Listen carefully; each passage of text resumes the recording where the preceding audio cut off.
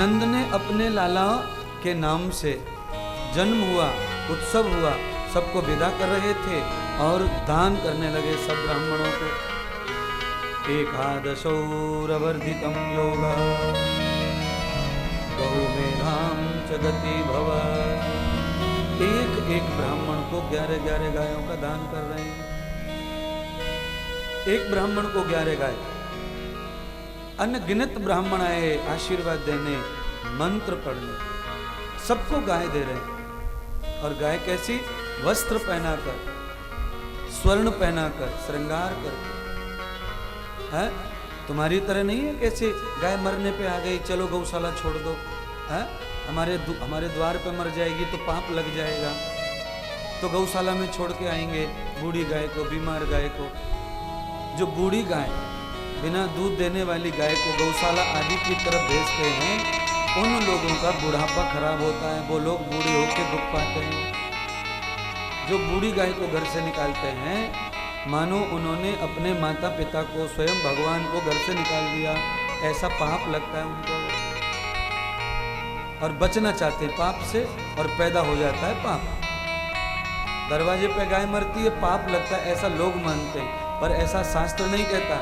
जिसने जन्म लिया है उसे मरना है, ये सत्य है। तुम्हारे दरवाजे पे गाय मरेगी तो और सौभाग्य मिलेगा तुमको, क्योंकि उसे दफनाने का सौभाग्य, अंतिम संस्कार करने का सौभाग्य।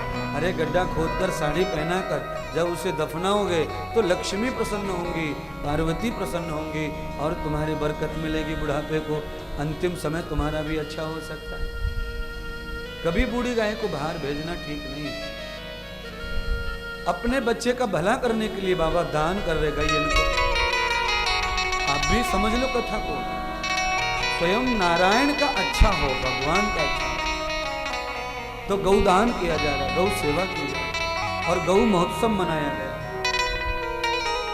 भगवान का तो अच्छा ही है, पर मनुष्य अवतार लिया है तो उन्हें मनुष्यता के धर्मों का पालन करना पड़ेगा। आपके बच्चे का जन्मदिन है, वाण दिवस, आपके बच्चे ने आज जन्म लिया है, आपका विवाह का जन्मदिन है, कोई दादा मर गए, उनकी वर्षी है, श्राद्ध का दिन है, तो गाय दान जरूर करो, गौ सेवा जरूर करो। आलतू फालतू बहुत सारा खर्चा करते हो, जिनके घर में पैसा है वो तो होटलों में जाते बर्थडे मनाने के लिए, वहां खर्च करते, करो, पर उससे आशीर्वाद नहीं मिलेगा। होटल में खाने से जन्मदिन सिद्ध नहीं होगा। इसलिए घर में हवन करवाओ, अच्छे साधु पंडित को बुलाओ, पंडित जी से यज्ञ करवाओ, सत्यनारायण की कथा करवाओ, अपने जन्म निमित्त के निमित्त, अपने पोते के जन्मदिन के निमित्त, अपने बेटे के जन्मदिन के निमित्त, जिससे तुम्हें आशीर्वाद देने भगवान पधारे और तुम्हारी आयु बढ़े, तुम्हारा निरोग बढ़े, है तुम्हारा रोग जावे, तुम्हें धन मिले, सुख मिले। ये जन्मदिन मनाने का अच्छा। होटल में खाना खाने चले गए, घर छोड़ दिया, ताला डाल दिया, लोग पूछ रहे कहाँ गए, तो कहा ये गए बर्थडे मनाने, हैं? देवता लोग आशीर्वाद देने आए घर पे, वहां ताला पड़ा हुआ है, और ये हरामखोर की औलाद होटलों में लगे पड़े।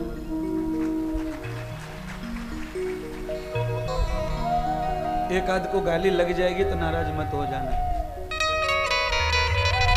अब लगेगी किसको? उसको ही लगेगी जो होगा, बर्थडे मनाने होटल में गया होगा, उसे लगेगी।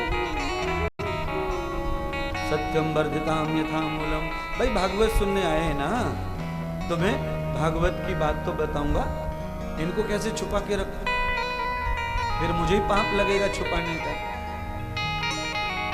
इसलिए जन्मदिन का मतलब ये है आयु बढ़ाना।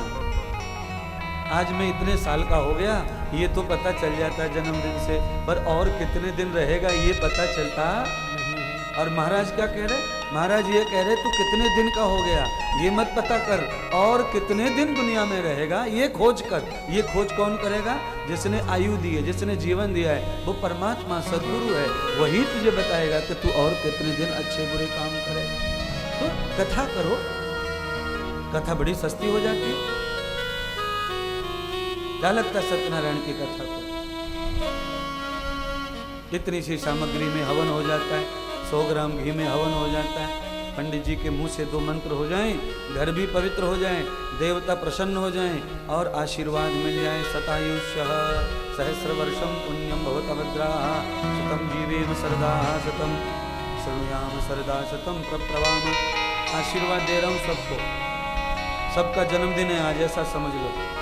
जो पहले 80 साल के हो गए उनको भी आशीर्वाद दे रहा, 100 साल के और रहो, 180 साल के हो जाओ, कितना बड़ा आशीर्वाद। अंधे ना हो, लंगड़े ना हो, लूले ना हो, बहरे ना हो, एक भी दांत ना गिरे धरती पे, ऐसे जवान रहो।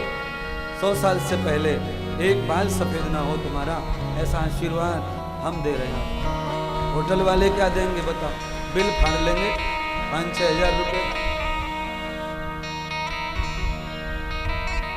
क्या देंगे? पर लोगों की बुद्धि खराब हो गई है, जन्मदिन मनाना भी नहीं आता लोगों को। हम तो हर साल मनाते अपना जन्मदिन, लाखों लोगों को भोजन करवाते, कथा सुनाते, प्रवचन सुनाते, भगवान को प्रसन्न करते, साथ में भक्तों को प्रसन्न करते हैं। भक्त भी आशीर्वाद देते, भगवान भी आशीर्वाद देते।